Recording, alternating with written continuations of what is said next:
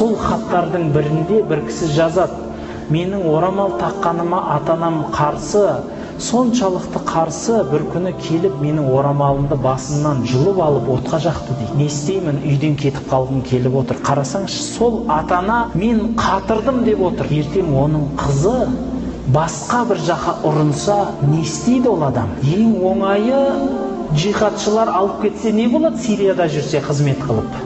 Ой, ата-анаң кәпір ғой, жүр, мұсылман еліне барайық. Немесе көшеге жезөкшелікке кетсе не болады? Әйелдерімізді, қыздарымызды бұттарын жалаң пұт қылып кигіземіз. Менің қызым сұлу дейміз, көрінсін дейміз. Ал егер басқа бір еркек қараса, тағы қызғанамыз, неге қарайсың деп. Ай, қарау үшін шешіп қойдың ғой енді. Қарайық та. Қарамайтын болсаң жауып жүретін едің. Дұрыс па? Ол қарамайтын болғаннан кейін жауып жүреді. Көрсін деп шешіп қойдың, енді көрейін енді.